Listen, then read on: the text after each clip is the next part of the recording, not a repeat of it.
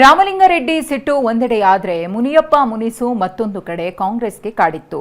ಆದರೆ ರಾಹುಲ್ ಗಾಂಧಿಯವರ ಮಧ್ಯಸ್ಥಿಕೆಯಲ್ಲಿ ನಡೆದ ಒಂದೇ ಮಾತುಕತೆ ಮುನಿಯಪ್ಪ ಮನಸ್ಸನ್ನ ಬದಲಾಯಿಸಿತು.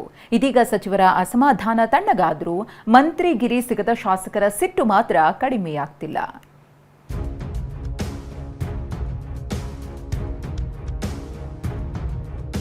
ತಣ್ಣಗಾಯ್ತು ಮುನಿಯಪ್ಪ ಮುನಿಸು, ನಿಲ್ಲದ ಜಮೀರ್ ಬೆಂಬಲಿಗರ ಜ್ವಾಲಾಗ್ನಿ.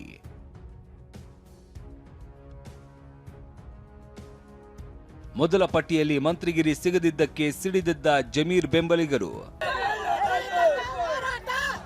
ಡಿಕೆ ಶಿವಕುಮಾರ್ ಸರ್ಕಾರ ರಚನೆಯಾಗಿ 13 ಜನ ಸಚಿವರು ಪ್ರಮಾಣ ವಚನ ಪಡೆದ 2 ದಿನಕ್ಕೆ ಸಚಿವ ರಾಮಲಿಂಗಾರೆಡ್ಡಿ ರಾಜೀನಾಮೆ ಕೊಟ್ಟರು. ಬೆಂಗಳೂರು ನಗರಾಭಿವೃದ್ಧಿ ಖಾತೆಗಾಗಿ ಅಸಮಾಧಾನಗೊಂಡಿರುವ ಹಿರಿಯ ನಾಯಕನ ಮನವೊಲಿಕೆಗೆ ಸಿಎಂ ಡಿಕೆಶಿ ಕಸರತ್ತು ನಡೆಸುತ್ತಲೇ ಇದ್ದಾರೆ. ಆದರೆ ಇದರ ಮಧ್ಯೆ ಮತ್ತಷ್ಟು ಮಂದಿ ಮಂತ್ರಿಗಿರಿ ಸಿಗದವರ ಸಿಟ್ಟು ಸ್ಫೋಟಗೊಳ್ತಾ ಇದೆ. ಜಮೀರ್ ಅಹಮದ್ ಖಾನ್ ಬೆಂಬಲಿಗರು ಸಚಿವ ಸ್ಥಾನ ನೀಡೋದಕ್ಕೆ ಸಿಡಿದೆದ್ದಿದ್ದಾರೆ. ಬೆಂಗಳೂರಿನ ಫ್ರೀಡಂ ಪಾರ್ಕ್ನಲ್ಲಿ ಪ್ರತಿಭಟನೆ ನಡೆಸಿ 2028ರ ಚುನಾವಣೆಯಲ್ಲಿ ತಕ್ಕ ಪಾಠ ಕಲಿಸ್ತೀವಿ ಎಂದಿದ್ದಾರೆ. ಬೆಂಗಳೂರು ಮಾತ್ರವಲ್ಲ, ಚಿಕ್ಕಮಗಳೂರು, ಹುಬ್ಬಳ್ಳಿ, ವಿಜಯನಗರ, ಮಂಡ್ಯ, ಹಾವೇರಿ ಸೇರಿದಂತೆ ಬಹುತೇಕ ಜಿಲ್ಲೆಗಳಲ್ಲಿ ಜಮೀರ್ ಪರ ಪ್ರತಿಭಟನೆ ನಡೆಯಿತು. ಜಮೀರ್ಗೆ ಸಚಿವ ಸ್ಥಾನ ಕೊಡಬೇಕು ಅಂತ ಬೆಂಬಲಿಗರು ಆಗ್ರಹಿಸಿದ್ರು. ವೈರಲ್ ಆಗಿರುವ ಆಡಿಯೋದ ಹಿಂದೆ ಷಡ್ಯಂತ್ರ ಇದೆ ಅಂತ ಘೋಷಣೆ ಕೂಗಿದ್ರು.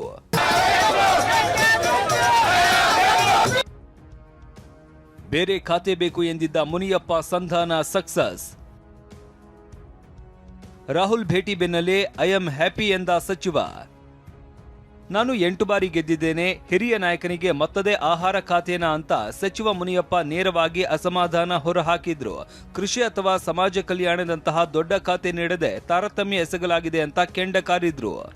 ಗುರುತು ಮಾಡುವಂತ ಕೆಲಸವನ್ನ ಹೈಕಮಾಂಡ್ ಮಾಡಬೇಕು. ನಾನು ಯಾರನ್ನು ಟೀಕೆ ಮಾಡಕ್ಕೆ ತಯಾರಿಲ್ಲ. ಇದನ್ನ ಸರಿ ಮಾಡಬೇಕು ಅಂತ ನಾನು ಹೇಳ್ತೀನಿ. ಭಾರತ ಸರ್ಕಾರದಲ್ಲಿ ಮಂತ್ರಿ ಆಗಿದ್ದು ಆ ಸ್ಥಾನಮಾನವನ್ನು ನೀಡುವುದು ಕಾಂಗ್ರೆಸ್ ಪಕ್ಷದ ಹೈಕಮಾಂಡ್ ಕರ್ತವ್ಯ ಇರ್ತದೆ. ಮತ್ತು ಜನಕ್ಕೊಂದು ಸಂದೇಶವನ್ನು ಕೊಡಬೇಕು. ಯಾರ್ಯಾರ ಸೀನಿಯಾರಿಟಿ ಏನಿದೆ, ಯಾರನ್ನ ಎಲ್ಲಿ ಕುಂತಿಸಿದ್ರೆ ಜನ ಒಪ್ತಾರೆ, ಮತ್ತೆ ನಮ್ಮ ಜೊತೆಯಲ್ಲಿ ಇರ್ತಾರೆ ಅನ್ನೋದು ಬಹಳ ಮುಖ್ಯವಾದಂಥ ಕೆಲಸ. ಮುನಿಯಪ್ಪ ಆಕ್ರೋಶ ಹೊರಹಾಕ್ತಾ ಇದ್ದಂತೆ ರಾಜೀನಾಮೆ ನೀಡ್ತಾರೆ ಎಂಬ ಪ್ರಶ್ನೆ ಮೂಡಿತ್ತು. ಆದರೆ ಬೆಂಗಳೂರಿಗೆ ಆಗಮಿಸಿದ್ದ ರಾಹುಲ್ ಗಾಂಧಿ ಏರ್ಪೋರ್ಟ್ನ ವಿಐಪಿ ಲಾಂಚ್ನಲ್ಲಿ ನೇರವಾಗಿ ಮುನಿಯಪ್ಪ ಜೊತೆ ಮಾತನಾಡಿದ್ರು. ನಾನು ಮಾತನಾಡ್ತೀನಿ ಅಂತ ರಾಹುಲ್ ಗಾಂಧಿ ಸಮಾಧಾನ ಪಡಿಸಿದ್ರು. ಇದಕ್ಕೂ ಮೊದಲು ಏರ್ಪೋರ್ಟ್ನಲ್ಲೇ ಬೀಡು ಬಿಟ್ಟಿದ್ದ ಸಚಿವ ಮುನಿಯಪ್ಪ ಮಾಜಿ ಸಿಎಂ ಸಿದ್ದರಾಮಯ್ಯ ಮತ್ತು ಸುರ್ಜೇವಾಲಾ ಜೊತೆ 40 ನಿಮಿಷ ಚರ್ಚಿಸಿದ್ರು. ರಾಹುಲ್ ಸಂಧಾನದ ಬಳಿಕ Muniyappa ವರಸೆ ಬದಲಿಸಿದ್ರು. Surjewala ji, Venugopal ji, they will settle.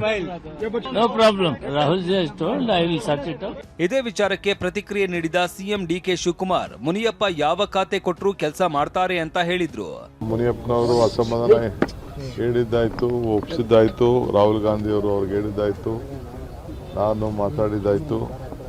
ಮುನಿಯಪ್ಪನವರು ಖುಷಿಯಾಗಿ ಸಂತೋಷದಿಂದ ನೀವೇನು ಕೊಟ್ಟು ನಾವು ಸ್ವೀಕಾರ ಮಾಡ್ತೀವಿ ಅಂತೇಳಿ ಹೇಳಿ ಅವರು ನಾನು ನನ್ನ ಪಕ್ಷಕ್ಕೆ ದುಡಿತೀನಿ ಅಂತ ಹೇಳುವಾಗಾಯಿತು. ಇದಿಷ್ಟು ಮುನಿಯಪ್ಪ ಕಥೆ. ಆದ್ರೆ ಈತ ಸಚಿವ ಕೆಜೆ ಜಾರ್ಜ್ ಕೂಡ ಅಸಮಾಧಾನಗೊಂಡಿದ್ದಾರೆ ಎನ್ನಲಾಗ್ತಾ ಇತ್ತು. ಟಿವಿ9ಗೆ ಉನ್ನತ ಮೂಲಗಳು ನೀಡಿರುವ ಮಾಹಿತಿ ಪ್ರಕಾರ ಕೆಪಿಸಿಎಲ್ ಎಂಡಿಯಾಗಿ ರಾಜೇಂದ್ರ ಚೋಳನ್ ನೇಮಕ ಆದೇಶ ಹಿಂಪಡೆಯುವ ಸಾಧ್ಯತೆ ಇದೆ. ಗೌರವ್ ಗುಪ್ತಾ ಕೆಪಿಸಿಎಲ್ ಎಂಡಿಯಾಗಿ ಮುಂದುವರಿಸುವ ಸಾಧ್ಯತೆ ಇದ್ದು ಜಾರ್ಜ್ಗೆ ಯಾವುದೇ ಅಸಮಾಧಾನ ಇಲ್ಲ ಎನ್ನಲಾಗ್ತಾ ಇದೆ. ಮಂತ್ರಿಗಿರಿಗಾಗಿ ಚಾತಕ ಪಕ್ಷಿಯಂತೆ ಕಾಯ್ತಿರುವ ಶಾಸಕರು. ಸಚಿವರಾದವರಿಗೆ ಖಾತೆ ಚಿಂತೆ ಆದ್ರೆ ಶಾಸಕರಿಗೆ 2ನೇ ಪಟ್ಟಿಯಲ್ಲಿ ಸಚಿವ ಸ್ಥಾನ ಪಡೆಯುವ ಚಿಂತೆಯಾಗಿದೆ. ದಿನೇಶ್ ಗುಂಡೂರಾವ್, ಸಂತೋಷ್ ಲಾಡ್, ಎಚ್.ಕೆ. ಪಾಟೀಲ್, ಮಧು ಬಂಗಾರಪ್ಪ ಸೇರಿದಂತೆ ಹಲವು ಶಾಸಕರು ಮಂತ್ರಿಯಾಗುವ ನಿರೀಕ್ಷೆ ಇಟ್ಕೊಂಡಿದ್ದಾರೆ. ಶಾಸಕಿ ಲಕ್ಷ್ಮೀ ಹೆಬ್ಬಾಳ್ಕರ್ ಕೂಡ 2ನೇ ಪಟ್ಟಿಯಲ್ಲಿ ಮಂತ್ರಿಗಿರಿ ಸಿಗುತ್ತೆ ಅನ್ನೋ ವಿಶ್ವಾಸದಲ್ಲಿದ್ದಾರೆ.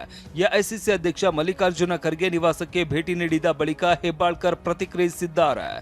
ಅವರಿಗೆ ಗೊತ್ತಿದೆ, 2ನೇ ಲಿಸ್ಟ್ನಲ್ಲಿ ಮಾಡೇ ಮಾಡ್ತಾರೆ, ಮಹಿಳೆಯರನ್ನು ತೆಗೆದುಕೊಳ್ತಾರೆ. ಮೊದಲ ಪಟ್ಟಿಯಲ್ಲಿ ಒಬ್ಬ ಮಹಿಳೆಗೂ ಸ್ಥಾನ ನೀಡಿಲ್ಲ. ಹೀಗಾಗಿ ಉಮಾಶ್ರೀ ಕೂಡ ತಮಗೂ ಸಿಗಬಹುದು ಅನ್ನೋ ಆಕಾಂಕ್ಷೆಯಲ್ಲಿದ್ದಾರೆ. ಹೆಚ್ಚು ಸಚಿವ ಸ್ಥಾನವನ್ನ ಕೊಡಬೇಕು ಅಂತ ತೀರ್ಮಾನ ಆದಲ್ಲಿ ವಿಧಾನ ಪರಿಷತ್ತಿನಲ್ಲಿರತಕ್ಕಂಥ ನಾನು ಸಹ ಒಬ್ಬ ಆಕಾಂಕ್ಷಿಯಾಗಿ ಇರ್ತೇನೆ. ಕಾಂಗ್ರೆಸ್ನ ಈ ಕ್ಯಾಬಿನೆಟ್ ಕಸರತ್ತು ಬಿಜೆಪಿಯವರಿಗೆ ಆಹಾರವಾಗಿದೆ. ಗುಜರಾತ್ನಲ್ಲಿ ಮಾತನಾಡಿದ ಪ್ರಧಾನಿ ಮೋದಿ ಕಾಂಗ್ರೆಸ್ ಕಿತ್ತಾಟ ಪ್ರಸ್ತಾಪಿಸಿ ತಿವಿದಿದ್ದಾರೆ.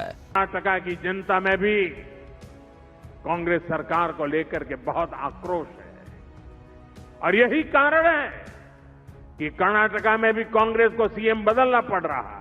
ಒಟ್ನಲ್ಲಿ ಕಾಂಗ್ರೆಸ್ ಸರ್ಕಾರದ ಸಂಪುಟ ರಚನೆ ಅಥವಾ ವಿಸ್ತರಣೆ ಮುಂದೆ ಇನ್ಯಾವ ಸ್ಥಿತಿಗೆ ತಂದು ನಿಲ್ಲಿಸಲಿದೆಯೋ ಕಾದು ನೋಡಬೇಕಿದೆ.